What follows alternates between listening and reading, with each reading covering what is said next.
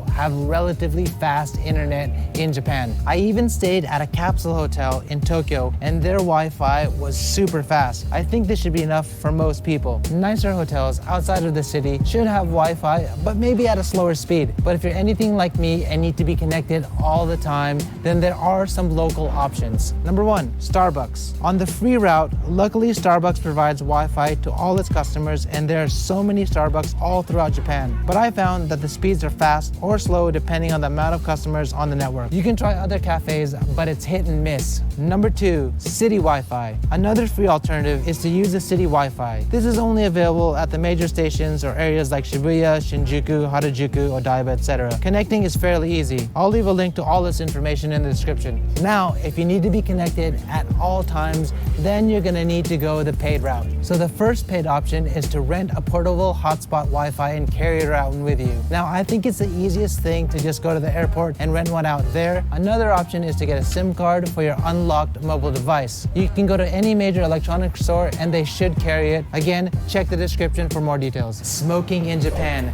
Check this out. It says no smoking area here, but right next to me, there's a smoking section. Smoking in Japan may catch a lot of you off guard, especially if you're coming from the US. But if you smoke, then you're in luck because Japan has some of the most friendly laws for smokers. But that may be changing in the near future, which I'll tell you about just a little bit later. First of all, many izakayas, which are sit-down restaurants designed for drinking, allow their customers to smoke throughout the entire restaurant and don't usually provide non-smoking sections. If you want to go to an izakaya, simply put, you're gonna have to deal with a secondhand smoke. Nicer restaurants may prohibit smoking, but some of them still accommodate their smoking customers. So if you want to eat at that kind of establishment, you should really ask before you make reservations. Some family restaurants and other establishments do attempt to divide smokers and non-smokers, but sometimes you'll find that there's nothing really separating a smoking table and a non-smoking table, other than maybe a tiny vent. And one of the biggest surprises I had when first living in Tokyo is that smoking inside is actually allowed while smoking outside is prohibited. It didn't make sense to me at first, but when you consider how busy the streets are in Tokyo, the last thing you want is someone bumping into you with their cigarette butt. The city, though, wanting to accommodate smokers, had set up smoking areas throughout the city so those smokers who need their nicotine fix can do it safely on the street. Isn't that a great idea? But to the non-smokers out there, you might be pleased to hear that they passed a law that make it more strict to smoke cigarettes inside. If they want to have a smoking section, to have it separate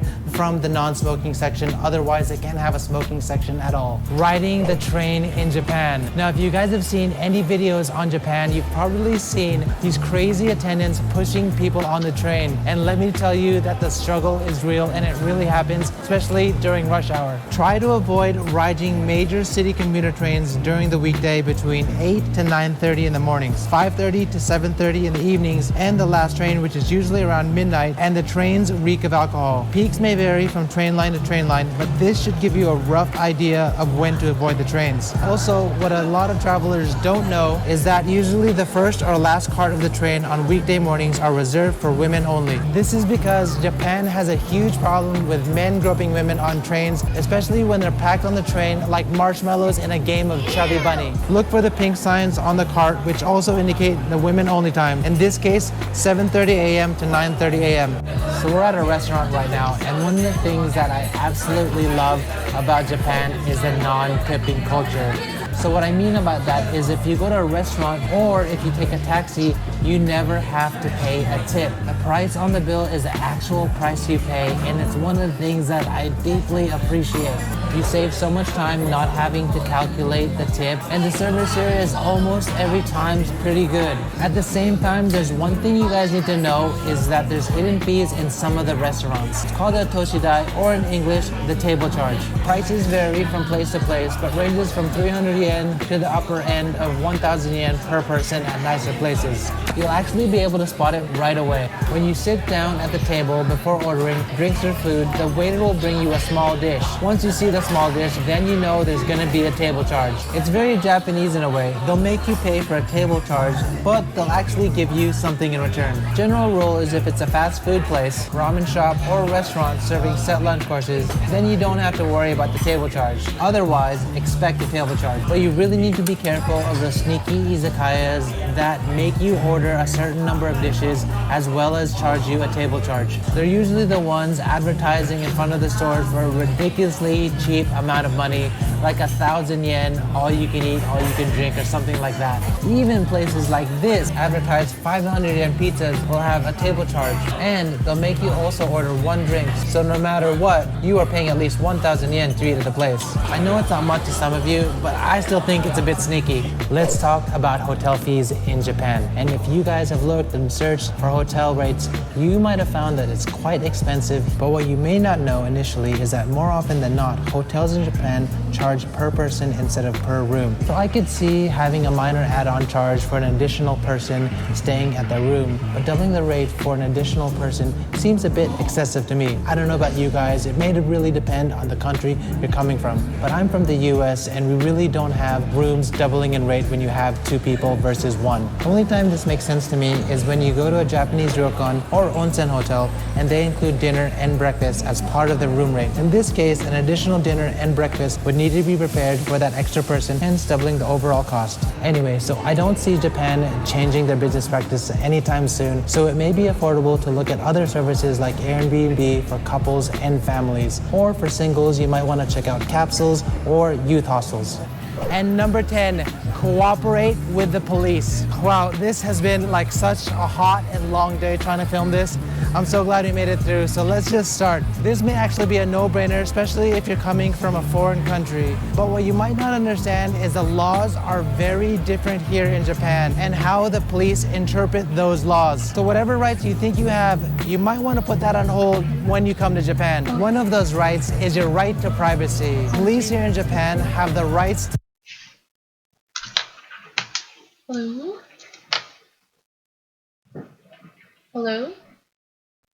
Hi. What? No, I'm gonna come up. That's okay. No, it's okay. Yeah. Okay. Bye. Yeah.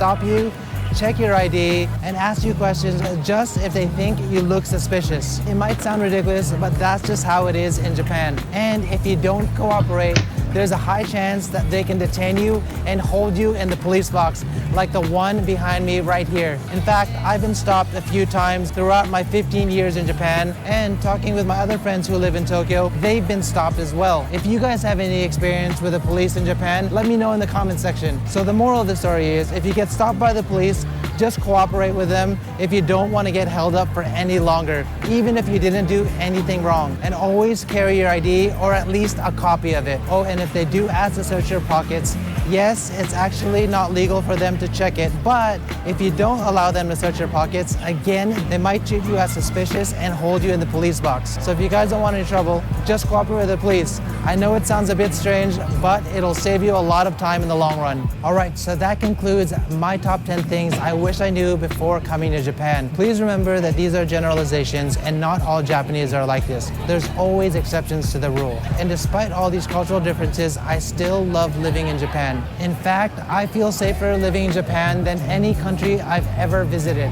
which is like a pretty cool thing. So when visiting Japan or visiting any other country, we should always be respectful of the culture. If you found this video helpful, help me out and hit that like button. And if you want to see more of my adventures in Tokyo or Japan, hit that subscribe button and the bell button, and I'll catch you guys in the next one. Hi everybody, I'm Rose.